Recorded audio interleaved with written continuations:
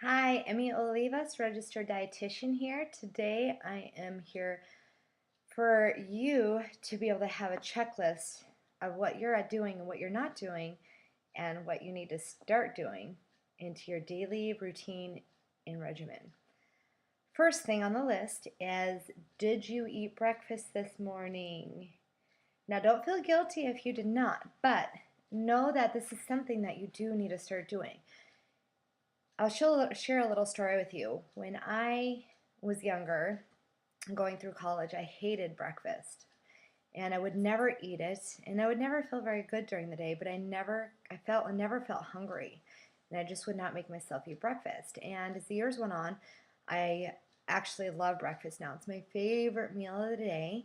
And I feel so much better after I have breakfast. And the reason is because it's best to eat a bigger breakfast than it is to eat a bigger dinner because you have more time to burn off those calories.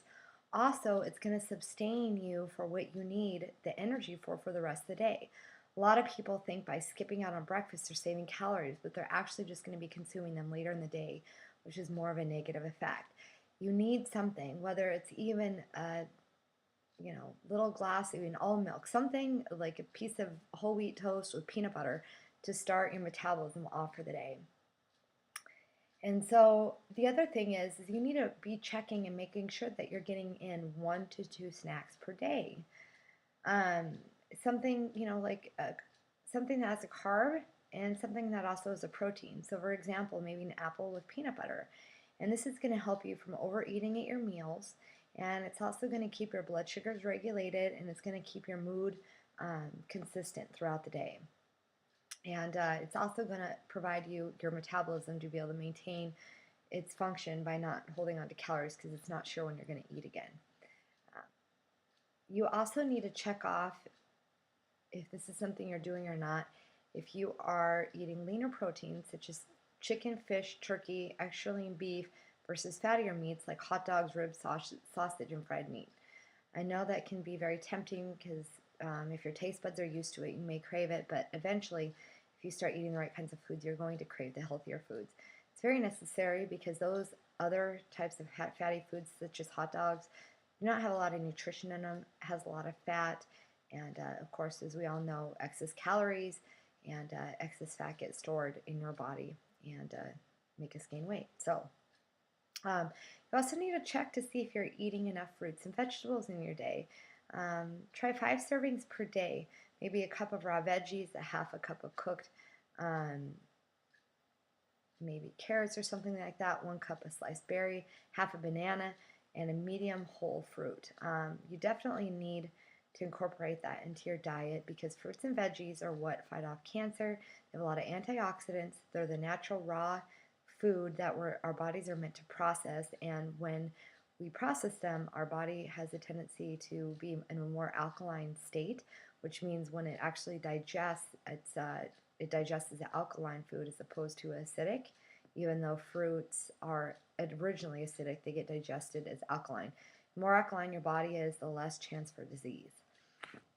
Um, are you reducing the amount of times that you're eating out per week? Do you eat out every day? Do you eat out every meal? Do you eat out once a week? Just kind of keep in check with that because, of course, the more eating out you're doing, people at restaurants make the food for it to taste good, not for it to be healthy and good for you. So if you're not very knowledgeable about what you're eating at the restaurant, not only are the portion sizes huge, but the calories are generally very high. So either become very educated about what's healthier choices and reduce the number of times that you're eating out per week. Um, then are you reducing the number of simple sugars in your diet? For example, your white breads, your white rice, your candy, sugar in general, or soda, cookies, pastries, things like that. Um, in You don't have to end every meal with a sweet. And if that's the case, it's probably because you've got your body accustomed to eating a sweet or dessert after every meal. But again, those foods do not have, some have zero nutrition, a lot of them have very little nutrition, and they're bad for your blood sugars and things like that. So you definitely want to watch how much you're having of your simple sweet sugars. And then are you watching your portion sizes? I briefly mentioned this, and It may be easier to do when you're home, but when you're out at a restaurant again, they are about 3 times. If you're lucky, only double, but usually about 3 times what you actually need to be eating.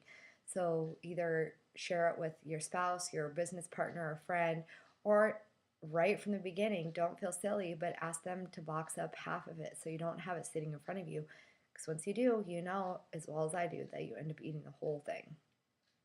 And then how much exercise do you get in? Your body is made to move. So did you work out? Did you work out? Did you move your body? If you are in the beginning of your exercise regimen and you don't have a lot of stamina, start out with walking. Start out with things that are simple and fun. If you like doing yoga, if you like going to classes with your friends, if you like hiking, it doesn't have to be anything in specific, but the more you exercise, increase the intensity and increase the variety of the types of exercise you're getting in. So that's what I have to share with you today. I'm just going to briefly go over it so you remember. Make sure you have your breakfast. Make sure you're getting in 1 to 2 snacks a day. Make sure your proteins are your lean meats. You're getting at least five fruits and vegetables per day. Eating out reducing the amount of times that you eat out per week, reducing the simple sugars that are in your diet, watching your portion sizes, and exercising. And if you do that and stick to that, you are well on your way. I would also love to hear any comments that you may have regarding any topics that you'd like me to discuss. So if you also would like to get to know more about my products or my services, please email me for all those questions at idreamhealthy@gmail.com. Again, idreamhealthy@gmail.com. And I'd love for your suggestions for new ideas on new topics, and have a great day.